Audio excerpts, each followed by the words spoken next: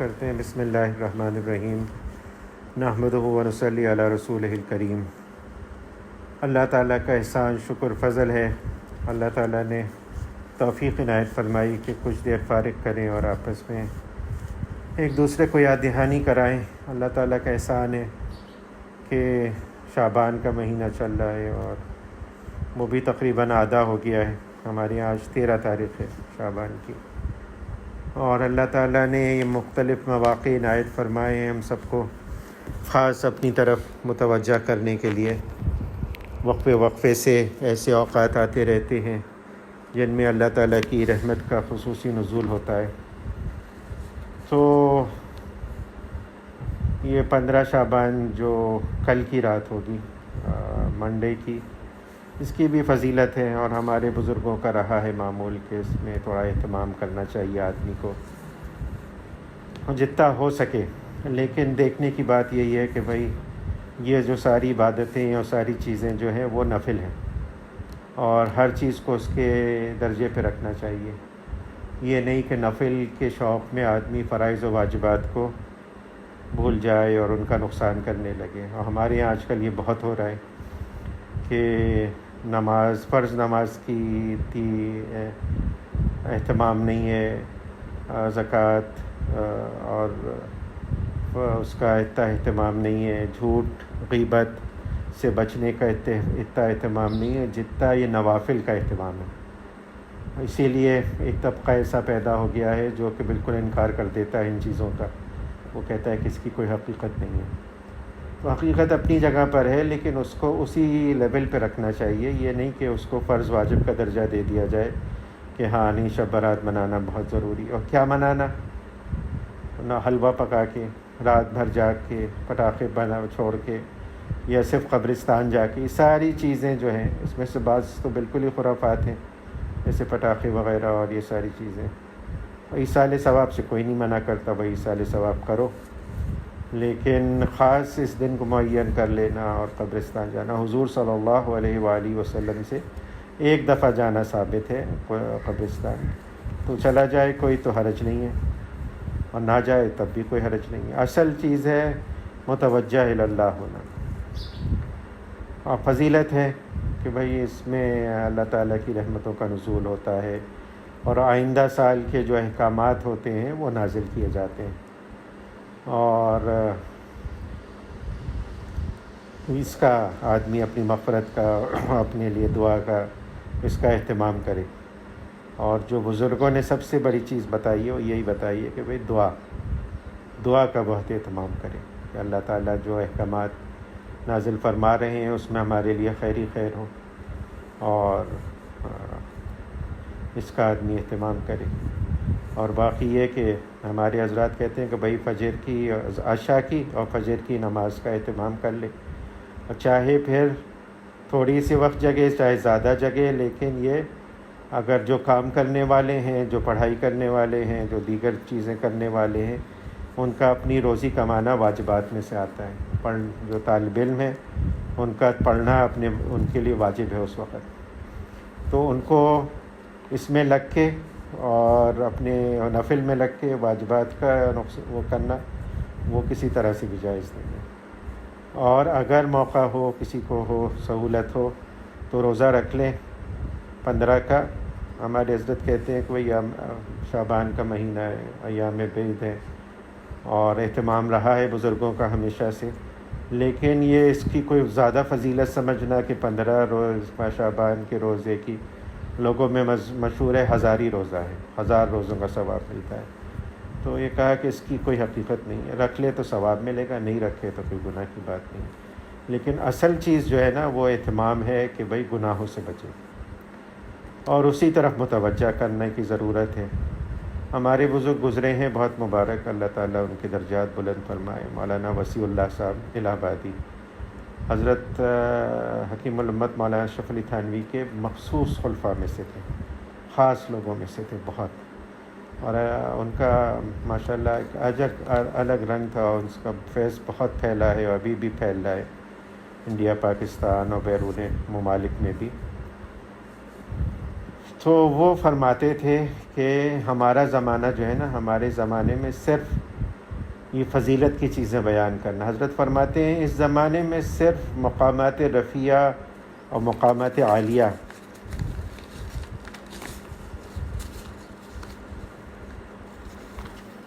کے بیان سے نفع نہیں ہوگا. اب ہے بعض لوگوں کا یہی رہ گیا ہے کہ پازیٹیو اور نفلی چیزوں پہ بہت زور. جمعہ ہے تو بھائی اب جمعے کا سورہ کہف کی تلاوت، درود شریف کا پڑھنا، یہ ساری چیزیں ہیں، یہ نفل چیزیں ہیں. یہ ہیں جو آدمی فرائض اور واجبات اور سنن کا اہتمام کر رہا ہے اس کے لیے بہت مبارک چیزیں ہیں، وہ کرے. لیکن حضرت فرماتے ہیں کہ صرف ان چیزوں کے فضائل بیان کرنے سے نفع نہیں ہوگا، بلکہ جن رذائل برائیوں میں عوام اور خواص مبتلا ہیں ان کا بھی انشاء ہونا چاہیے، ان کے بارے میں بھی بات ہونی چاہیے. ان کے علاج کی طرف رہبری سے نفع ہوگا. جھوٹ ہے، دھوکہ دہی ہے، مسلمان کو حقیر سمجھنا ہے، اپنے کو بڑا سمجھنا ہے، ہر جگہ پہ یہی ہو رہا ہے. دھوکہ دینے کو ہر آدمی تیار ہے کہ بھائی میرا تو حق ہے، میں نے کیا گڑبڑ کی، اور اس کو جائز سمجھتے ہیں کہ گڑبڑ بھی کریں گے اور پھر کہیں گے نہیں میں نے کیا کیا. اور یعنی کسی طرح سے بھی ایسا ہو. اب ہمارے یہاں یہ ہوتا ہے کہ میڈیکل کا الاؤنس ملتا ہے کہ آپ کا اتنا ہے، اتنا پیسہ ملے گا. اب لوگ یہ کرتے ہیں کہ بھئی یہ تو ہمارا حق ہے، چاہے استعمال کریں نہ کریں، یہ تو ہم کسی طرح سے بھی لے لیں گے، جھوٹ بول کے لیں گے. ہمارے پاس آتے ہیں کہ بھئی آپ رسید بنا دیجئے کہ ہم نے وزٹ کیا تھا، یہ دوائیں لکھی تھیں. میں کہا بھئی کیسے لکھ دیں، یہ تو جھوٹ ہے. تو کہنے ہمارا تو ضائع ہو جائے گا. میں کہا بھئی تو اللہ کا شکر ادا کرو، تمہیں ضرورت ہی نہیں پڑی استعمال کرنے کی. تو یہ چھوڑو پہلے یہ ساری چیزیں. تو اس طرح سے یہ تو دھوکہ ہوا نا، جھوٹ بھی بولا، دھوکہ بھی دیا، اور وہ پیسہ آئے گا بھی تو اس پیسے میں برکت نہیں ہوگی. اب شب برات کی اتنی فضیلت ہے، لیکن حضور صلی اللہ علیہ وآلہ وسلم فرما رہے ہیں کہ بھئی اس مبارک رات میں بھی بہت سے ایسے لوگ ہیں جو کہ محروم رہ جاتے ہیں. اللہ تعالیٰ کا منادی پکار رہا ہوتا ہے کہ بھئی کوئی ہے مغفرت طلب کرنے والا طلب کرے، کوئی ہے روزی طلب کرنے والا روزی طلب کرے. لیکن بعض ایسے ہیں وہ محروم رہتے ہیں. تو کون لوگ ہیں؟ ہمارے حضرات فرماتے ہیں کہ بھئی حدیثوں میں جو آیا ہے وہ یہ، ایک تو مشرک واضح طور پر کہ جو غیر اللہ سے امید رکھے اور اس کی عبادت کرے یا اس سے مانگے، نفع نقصان کا اس کو مالک سمجھے. دوسرا کون؟ وہی والدین کی نافرمانی کرنے والا. اور آج کل دیکھ لیا جائے کہ بھئی والدین دنیاوی معاملات میں بھی نافرمانی کرتے ہیں، اور والدین اگر دینی بات بھی بتائیں اس میں بھی نافرمانی کرتے ہیں، تو ڈبل عذاب ہو جاتا ہے. ہمارے بزرگ فرماتے ہیں، ہمارے حضرت مولانا رشید احمد الدہانوی بزرگ تھے، بہت ہی فارم اور بہت ہی ویسے سیریس قسم کے بزرگ، ہمارے حضرت کے استاد ہیں، حضرت مولانا تقی عثمانی صاحب کے. تو تھا ان کے لوگ جو ٹکتے تھے صرف علماء اور جو مفتی حضرات سے وہ لوگ ٹکتے تھے، شیخ طریقت بھی تھے، باقی لوگ نہیں ٹک پاتے تھے. حضرت کا مزاج بہت ہی اس کا تھا فضیلت والی چیزوں کا، اور بہت سخت مزاج تھے عام الفاظ میں. تو وہ فرماتے تھے کہ بھئی ایک دفعہ بچے بالغ ہو جائیں تو پھر اب ان پہ سختی نہیں کرنی، اب ان کا معاملہ ڈائریکٹ ہو گیا اللہ تعالیٰ سے. اس سے پہلے تھی تربیت. آپ کہہ سکتے ہیں ان کو پیار سے شفقت سے سمجھا سکتے ہیں، لیکن اب سختی نہیں.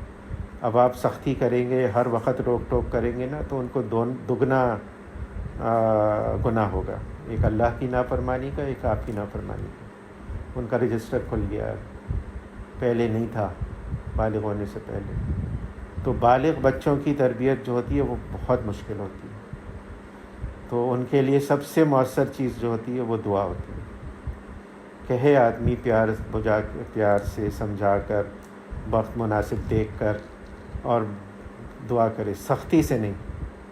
تو یہ والدین کی نافرمانی جو ہے نا، یہ معمولی چیز نہیں ہے، یہ بہت بڑی چیز ہے. اللہ تعالیٰ نے جہاں پہ سورہ لقمان میں بڑے بڑے گناہ گنوائے، تو اس میں شرک کے بعد والدین کی حقوق کے بارے میں فرمایا. یہ بہت بڑی بات ہے. اور پھر تیسری کیا چیز جو محروم رکھتی ہے؟ وہ صلہ رحمی کو قطع کرنے والا، رشتہ داری جو خونی رشتے ہیں ان کو ختم کرنے والا.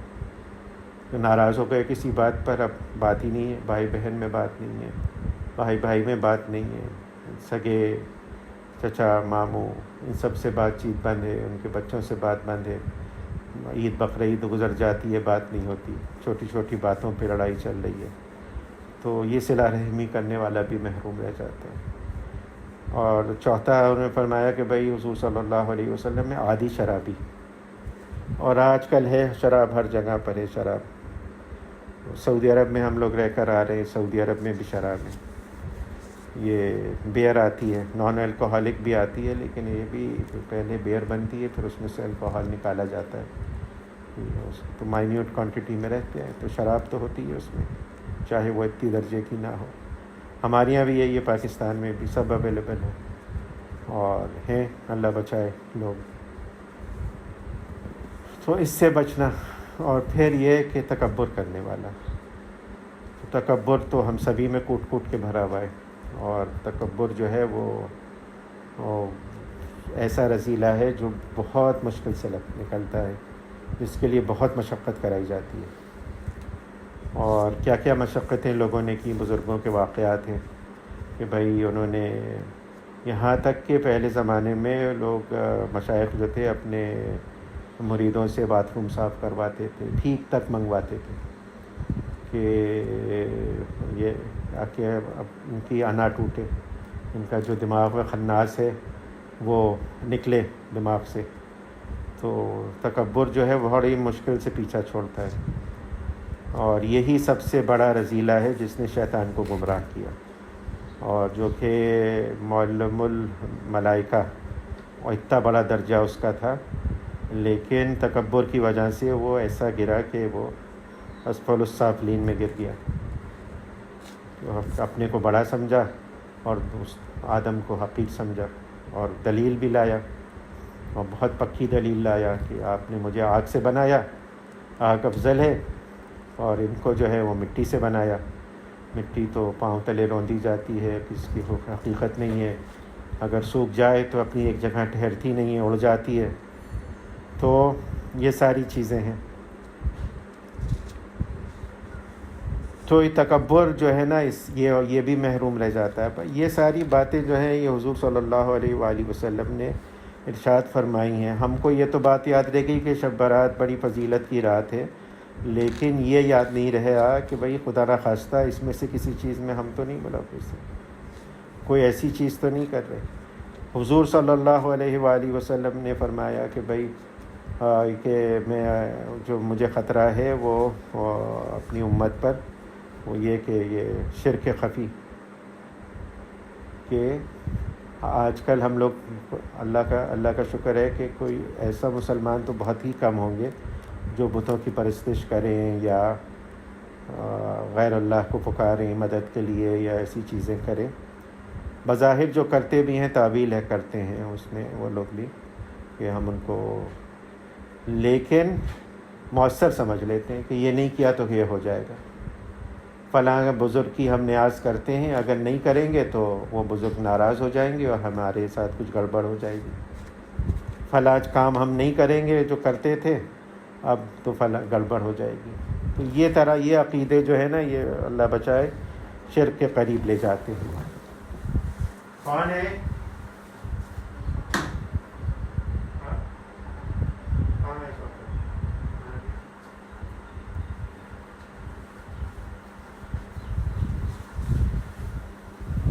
تو یہ ساری باتیں زیادہ ضروری ہیں، کیونکہ یہ سارے جو ہیں یہ فرض و واجب چیزیں ہیں.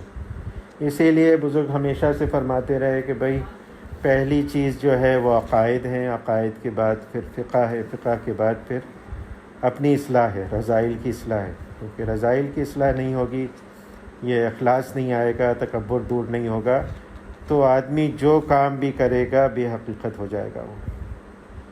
تو یہ اس کا اہتمام ضروری ہے. اللہ تعالیٰ توفیق عنایت فرمائے، کیونکہ یہ کام جو ہے یہ تھوڑا مجاہدہ طلب کام ہوتا ہے. اور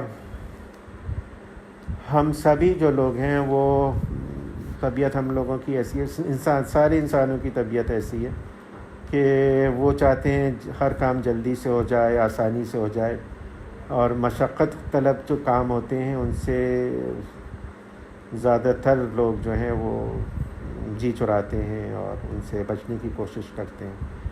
لیکن اللہ تعالیٰ کو اگر راضی کرنا ہے، اللہ تعالیٰ کی خوشنودی حاصل کرنی ہے، آخرت کی فلاح حاصل کرنی ہے، تو یہ کرنا پڑے گا۔ یہ تو آخرت کی کامیابی کوئی معمولی چیز نہیں ہے، بہت بڑی چیز ہے۔ دنیا کی معمولی کامیابی کے لیے، دنیا کی معمولی چیز حاصل کرنے کے لیے کیا سے کیا نہیں کرتے ہم لوگ۔ اب کسی نے بنا لیا کہ بھئی مجھے تو پڑھنا ہے اور مجھے ڈاکٹر بننا ہے، مجھے انجینئر بننا ہے، تو بس اب پھر وہ بھول گیا ساری چیزیں۔ اب اس کا ایک ہو گیا، اس کے اوپر سوار ہو گیا کہ مجھے تو بننا ہے، میری زندگی کا مقصد یہ ہے۔ اب چاہے رات ہو، چاہے دن ہو، چاہے کسی کی شادی ہو، کسی کی بیاہ ہو، کچھ اور تقریب ہو، لیکن مجھے تو اپنی پڑھائی کرنی ہے۔ ایک دھن سوار ہو جاتی ہے۔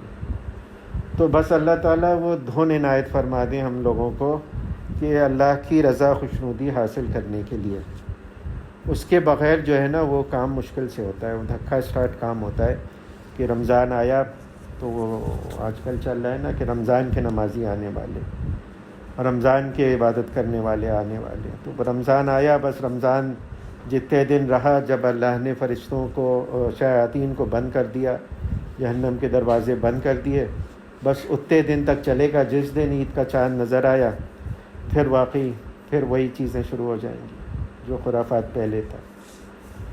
تو یہ ایک موقع ہوتا ہے 15 شعبان، ہمارے حضرت فرماتے ہیں اس کی رات، کہ آدمی اپنی زندگی کا جائزہ لے، اپنے حالات دیکھے، رمضان کی تیاری شروع کرے اصل معنوں میں۔ اور رمضان کی اصل تیاری یہی ہے کہ بھئی اللہ کی طرف رجوع کرنا، اور جس مقصد کے لیے رمضان آ رہا ہے، اور کس مقصد کے لیے آ رہا ہے، اللہ تعالیٰ خود فرما رہے ہیں کہ بھئی تم پہ روزے فرض کیے گئے تاکہ تم متقی بنو، تقویٰ پیدا ہو جائے تم میں۔ اور تقویٰ کیا؟ تو تقویٰ کا ہم لوگ ترجمہ کر دیتے ہیں اللہ سے ڈرنے والا۔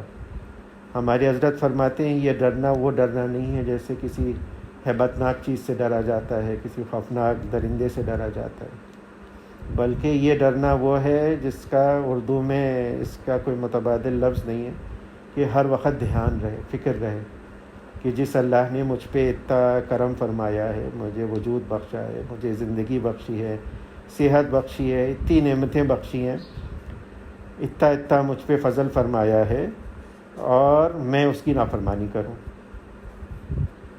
یہ دھیان پیدا ہو جائے آدمی میں، اور اس کو ایک فکر لگ جائے کہ نہیں، اللہ کو تو راضی کرنا ہے مجھے، اللہ کو ناراض نہیں کرنا مجھے، کوئی بھی چیز، کوئی بھی ہو جائے، کوئی بھی صورت حال ہو جائے، اور خدا نہ خواستہ کوئی گڑبڑ ہو جائے تو پھر آدمی کو چین نہیں آتا کہ بھئی کسی طرح سے اگر خدا خواستہ کوئی خلاف شرع بات ہو گئی تو پھر توبہ کرائے بغیر چین نہیں آتا، کیونکہ اگر چین آ گیا تو نعوذ باللہ اس کا مطلب ہے کہ اللہ سے تعلق صحیح نہیں ہے، وہ کمزور اور بالکل ایسا تعلق ہے جس میں ڈر لگا ہوا ہے ہر وقت کہ اللہ بچائے یہ کسی وقت بھی ٹوٹ جائے گا اور ختم ہو جائے گا۔ اور نعوذ باللہ بعض دفعہ ہوتا ہے کہ آدمی گناہ کو معمولی سمجھتا ہے، توبہ نہیں کرتا، کہتا ہے بعد میں کر لوں گا، اور پھر بڑھتا رہتا ہے، بڑھتا رہتا ہے، بڑھتا رہتا ہے، اللہ بچائے، اللہ بچائے، تو اس کو یاس نا امیدی ہو جاتی ہے۔ تو کہتا ہے کیا فرق پڑتا ہے، ہزاروں لوگ گناہ کر رہے ہیں، اچھی زندگی گزار رہے ہیں، کھا پی رہے ہیں، مر جاتے ہیں، کچھ پتہ بھی نہیں چلتا کیا ہوا، تو پھر اس کو اہمیت ہی نہیں رہ جاتی۔ شیخ نظام الدین اولیاء رحمۃ اللہ علیہ بہت ہی جمالی بزرگ ہیں، کبھی کوئی سختی کی بات نہیں، کبھی بہت ہی اللہ تعالیٰ نے ان کو ایک طبیعت عنایت فرمائی تھی، اور اتنی برکت تھی ان کی صحبت میں کہ 70 سال کے لوگ جو بالکل ہی غفلت زدہ ہوتے تھے، آ کے حضرت سے جب تعلق قائم کرتے تھے تو بالکل بدل جاتے تھے، ان کی حالت ہی تبدیل ہو جاتی تھی۔ اللہ تعالیٰ نے ایسی برکت رکھی تھی، کوئی سختی کی بات نہیں کرتے تھے۔ حضرت نے فرمایا کہ بھئی یہ جو ہے یہ 7 درجے ہیں جب تعلق ٹوٹتا ہے، سب سے پہلا تو یہی کہ غلطی ہوئی اور معافی نہیں مانگی، اور پھر یہ بڑھتے بڑھتے بڑھتے بڑھتے اللہ بچائے 7واں درجہ جو ہے وہ عداوت، دشمنی کا آ جاتا ہے کہ بندے اور اللہ میں نعوذ باللہ دشمنی ہو جاتی ہے۔ تو یہ جو ہے یہ اللہ بچائے اس سے، اسی لیے کہتے ہیں بھائی گناہ ہو جائے فوراً توبہ کر لے آدمی، استغفار کر لے۔ اور کون ہے جس سے گناہ نہیں ہوتے؟ حضور صلی اللہ علیہ وآلہ وسلم خود ارشاد فرما رہے ہیں، جبکہ معصوم ہیں، کہ میں 70 مرتبہ، اور بعض جگہ آیا کہ میں 100 مرتبہ سے زیادہ روز استغفار کرتا ہوں۔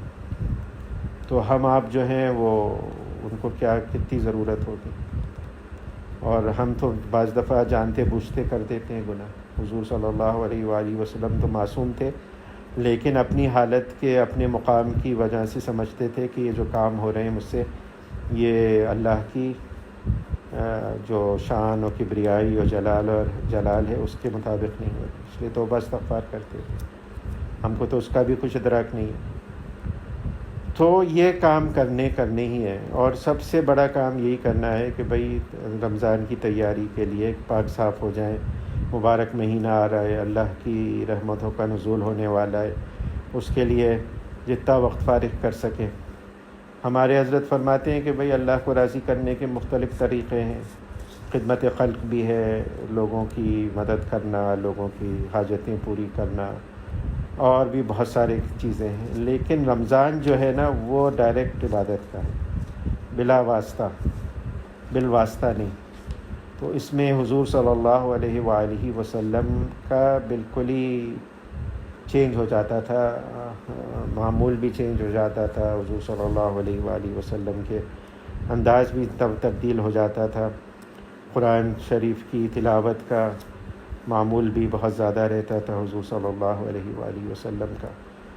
تو یہ ساری چیزیں تو کرنی ہیں، لیکن سب سے بڑی چیز جس پہ سب سے زیادہ زور دینے کی آج کل ضرورت ہے وہ یہ ہے کہ گناہوں سے بچنا، آنکھوں کی حفاظت، کانوں کی حفاظت۔ کہیں بیٹھ جائیں، 2 لوگوں میں بات ہوگی تو غیبت ضرور ہوگی، بچنا مشکل ہے تو غیبت ہے، اور اسی طرح سے گانا بجانا ہے، آنکھوں کو پناہ ملنا مشکل ہے، ہر جگہ پہ آدمی اپنی مرضی چلا رہے ہیں۔ تو یہ ساری چیزیں زیادہ ضروری ہیں، اور پھر وقت ملے تو پھر اپنی انفرادی عبادات جو ہیں اس کا اہتمام کرے، اور اس میں بھی تلاوت اور دعا کا بہت اہتمام کرے۔ اور دعا ایک ایسی عبادت ہے جو چاہے دنیا کے لیے بھی ہو، کوئی مانگے مجھے تو 1 لاکھ روپیہ، 1 کروڑ، 1 ارب روپیہ چاہیے، کہے گا یہ کیا دعا مانگے؟ بھائی ضرورت ہے، چاہیے، لیکن یہ بھی عبادت ہے، عبادت ہو رہی ہے، کیونکہ دعا جو ہے وہ عبادت ہے، اللہ کے سامنے اپنی محتاجی کا اظہار ہو رہا ہے۔ تو دعا تو مانگنی ہے، اور اس کا بہت اہتمام کرنا ہے۔ ہمارے حضرات مولانا تقی عثمانی صاحب تو آج کل اس پہ بہت زیادہ زور دیتے ہیں کہ بھئی کوئی لمحہ ایسا نہیں ہو جس میں آدمی کچھ نہ کچھ اللہ سے مانگ رہا ہو، کسی چیز سے پناہ مانگ رہا ہو، کسی چیز پہ شکر ادا کر رہا ہو، اور کسی چیز پہ جو پرانی یاد آ گئی اس پہ استغفار کر رہا ہو۔ تو یہ اس کا اہتمام رہے۔ اور پھر باقی چیزیں تو سبھی کی ہے کہ بھئی روزہ بھی رکھیں گے، نماز بھی پڑھیں گے، اہتمام کریں گے، بھئی جماعت کے ساتھ نماز ہو، پھر تراویح ہے، اور سحر افطار ہے۔ اور ہمارے حضرت فرماتے ہیں کہ بھئی سحری میں سب لوگ ہی اٹھتے ہیں، پورے سال توفیق نہیں ہوتی، لیکن یہ جو وقت ہے یہ خاص وقت ہے، اور اس وقت میں اگر ممکن ہو سکے تو کچھ نماز پڑھ کے آدمی دعا کر لے سحری میں، تہجد کا۔ اور حضور صلی اللہ علیہ وآلہ وسلم ویسے تو پورے سال ہی، یعنی کچھ نمازیں حضور پر واجب تھیں، فرض تھیں عام لوگوں سے بڑھ کر، اس میں ایک تہجد کی نماز بھی تھی۔ حضور پوری زندگی پڑھتے رہے، لیکن رمضان میں خصوصی اہتمام فرماتے تھے، بلکہ اوروں کو بھی اس کے لیے، اپنی ازواج مطہرات کو بھی تاکید فرماتے تھے اور اہتمام کرتے تھے۔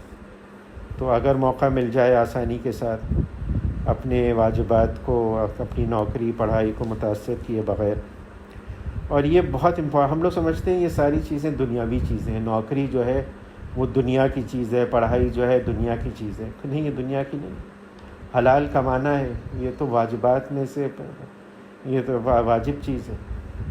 میں خود اپنی آنکھوں سے دیکھا ہے، عرفات میں ہمارے ایک بزرگ تھے، انہوں نے اپنے بچے کو بٹھا دیا کہ تمہارا امتحان ہے، تم امتحان کا پڑھو گے، باقی لوگ دعا کر رہے ہیں اور قرآن پڑھ رہے ہیں اور کیا پڑھ رہے ہیں، اور وہ بچہ اپنی کاپی میں سے پڑھا، تو اس کا میٹرک کا پتہ نہیں کس چیز کا ایگزام تھا، تو وہ پڑھ رہا ہے، کہا نہیں تمہارے لیے واجب ہی ہے، تم یہ کرو، باقی چیزیں فرض واجبات کرو تم سنت، لیکن نفل نہیں کرو، نفل سے بڑھ کر تمہارے لیے یہ ہے۔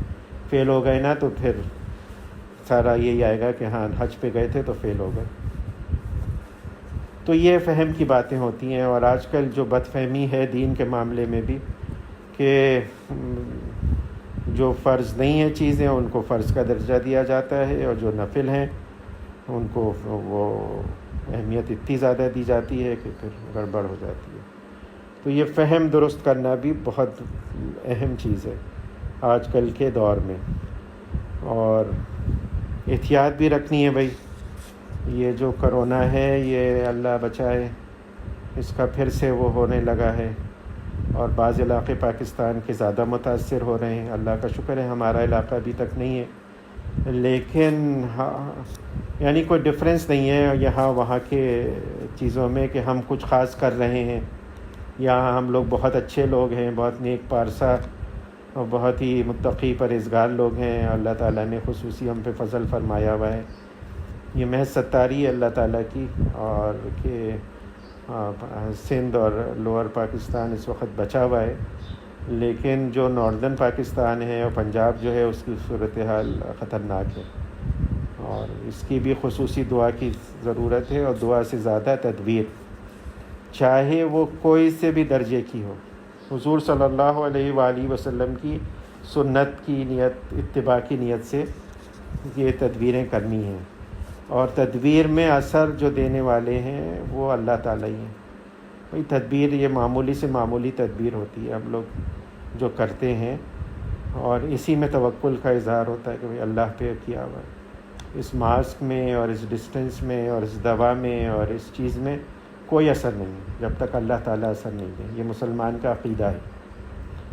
لیکن وہ چیز اختیار نہیں کرنا اور پھر کہنا کہ بھئی ہمارا ایمان ہمیں بچا لے گا، تو اچھا بھئی آپ کا ایمان اتنا مضبوط ہوگا، بڑے بڑے اولیاء بڑے بڑے نبی کانپتے رہے ہیں۔ حضور صلی اللہ علیہ وآلہ وسلم غزوہ بدر کی رات میں پوری رات سجدے میں گرے رہے ہیں، اللہ کے سامنے گڑ گڑاتے رہے ہیں کہ اللہ یا الہی یہ چھوٹی سی جماعت آج شکست کھا گئی تو آپ کا نام لینے والا کوئی نہیں رہے گا، جبکہ جانتے ہیں کہ ہم حق پر ہیں، اللہ کے آخری نبی ہیں، اللہ کے محبوب ہیں، اللہ تعالیٰ غلبہ دیں گے ضرور، لیکن اللہ تعالیٰ کی شان سمدیت، اللہ تعالیٰ کی کبریائی، اس سب سے ڈرتے ہیں، لرزاں ترساں ہیں۔ تو ہم لوگ بھی جو تدبیر کہتے رہتے ہیں، تو یہ اسی لیے کہتے ہیں کہ بھئی یہ اپنی محتاجی کا اظہار کرنے کے لیے کر رہے ہیں، ہم کوئی بہت مضبوط، کوئی بہت طاقتور، کوئی بہت ایسی چیز نہیں ہے۔ ایک اتنا سا وائرس جو نظر بھی نہیں آ سکتا، اور سائنسدان کہتے ہیں کہ اس وقت پوری دنیا میں جو وائرس ہے اگر اسے اکٹھا کیا جائے تو وہ ایک کین میں آ جائے گا، پیپسی یا کوک کے، پورا آ جائے گا وہ، اور اس نے پورا نچایا ہوا ہے۔ اس وقت پوری دنیا تقریباً دنیا بند ہے سارے کا۔ تو یہ نشانی ہے اللہ تعالیٰ کی، اس کو نشانی سمجھیں اور اللہ تعالیٰ کی طرف رجوع کا اہتمام کریں۔ زندگی موت اللہ کے ہاتھ میں بے شک ہے، لیکن اس کا یہ مطلب نہیں ہے کہ آدمی خود سے جان جو کو مصیبت میں پڑ جائے، اور اللہ بچائے، اللہ بچائے، اللہ بچائے۔ کرونا کا جب مرض ہوتا ہے شدید قسم والا تو بڑے بڑے لوگوں کی چیخیں نکل جاتی ہیں، کوئی معمولی چیز نہیں۔ تو ہم تو اتنا بھی نہیں کر سکتے۔ ایک بزرگ تھے، انہوں نے اس میں آ کے کہہ دیا، سمنون مصری رحمۃ اللہ علیہ، کہ یا الہی اللہ بچائے، اللہ بچائے، مجھے آپ سے اتنی محبت ہے کہ آپ مجھے جس طرح آزما لیں، میں تیار ہوں۔ یہ کہہ گئے، پیشاب بند ہو گیا، پیشاب ہوتا ہی نہیں، پیشاب بند ہو گیا۔ تڑپتے تھے، پیشاب نہیں کر سکتے تھے، چھوٹے چھوٹے بچوں سے دعا کرواتے تھے کہ اپنے جھوٹے چچا کے لیے دعا کرو۔ تو دیکھنے کی بات ہے کہ ہم میں ہمت صلاحیت ہے ہی نہیں اس سب چیزوں کی۔ ہم برداشت کر ہی نہیں سکتے. ایک چھوٹا سا معمولی سا تنکا لگ جاتا ہے، کانٹا لگ جاتا ہے، سر میں درد ہو جاتا ہے، دانت میں تکلیف ہو جاتی ہے، چیخیں نکل جاتی ہیں، برداشت نہیں کر سکتے. تو یہ تو بہت بڑی آزمائش ہے. تو اس میں بھی بہت زیادہ رجوع اللہ کی وہ ہے، اور خوف و ہراس سے آدمی کمزور ہو جاتا ہے، اس کا امیون سسٹم کمزور ہو جاتا ہے. تو بھروسہ اللہ ہی پہ رکھنا ہے. اللہ تعالیٰ کہنے سننے سے زیادہ عمل کی توفیق عنایت فرمائے. جس دن یہ بات سمجھ میں آ گئی کہ اصل چیز عمل ہے تو سب چیزیں آسان ہو جائیں گی. اللہم صلی علی حبیبک محمد وعلی آل حبیبک محمد کما صلیت علی ابراہیم وعلی آل ابراہیم انک حمید مجید.